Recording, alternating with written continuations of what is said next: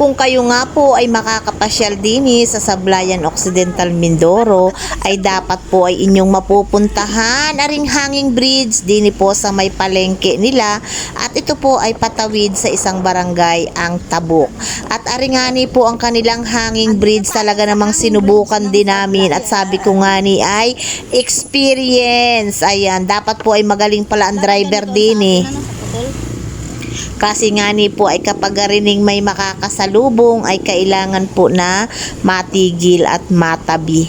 Ay sabi ko nga ni kapag ako wari ang driver din ay ako wari mapapagalitan ng makakasalubong, ay ano na yun. Kaya naman maigi na laang at magaling din driver ang aking tutoy. Doon tayo sa may baba na. Ayan, sabi ko nga ni ay tayo ay madaan laang, tapos tayo ay magabaking na rin din sa may dulo at tayo mabalik din agad. Ang mahalaga ay narating at ako ay nakadaan din sa hanging bridge nari, dahil nga ni isa eri sa trademark ng Sablayan. Napakaganda rin naman ang view O, tingnan ninyo, paakyat na ulit tayo at pabalik na ulit. At ngayon naman ay matatanaw natin ang palengke. Ayan, tingnan ninyo ang palengke ng Sablayan. Kitang-kita Balik tanaw ay sabi ko nga ni kay Tutoy ay dati ay tayo nagkapwesto diyan sa may kanto na yaan. Damitan, malit ka pa nun. Kaso ayun nga ni, na-demolish nga ni noon at papalitan ng bagong palengke. At ayun, hindi na kami nakapagkuha ulit ng pwesto.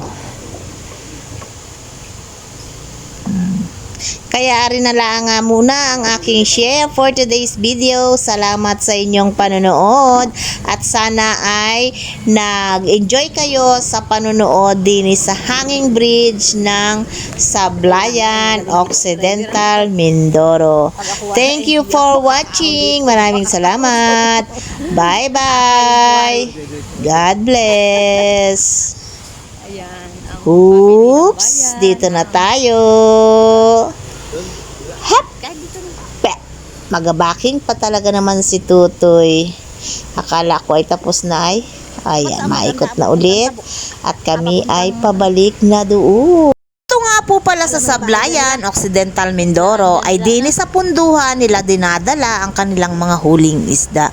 Kaya naman tara at dini ay tayo ay bibili ng isda dahil uuwi na kami ng Oriental. At ayan nga ni, tamang-tama naman pagkarating ko ay may mga kabataan na may dalang bagong huling isda. At mga nakapisnit pa nga ni, tingnan ninyo, at supot-supot pa ang kanilang mga huli.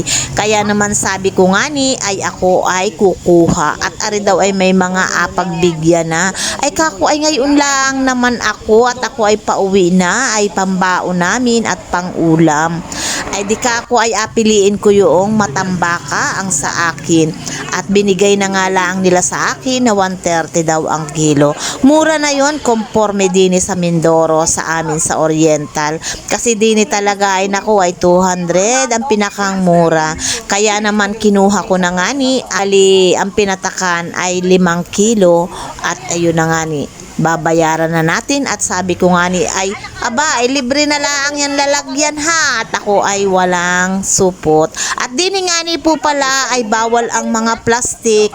Nako, talaga naman pag kayo ay magpalingki dini, kayo ay mamimili ay dapat ay may daladalang hambag.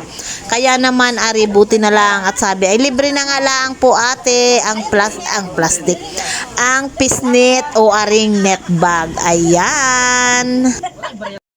At ngayon nga po na ini-edit ko ay naandili na po kami ngayon sa Oriental.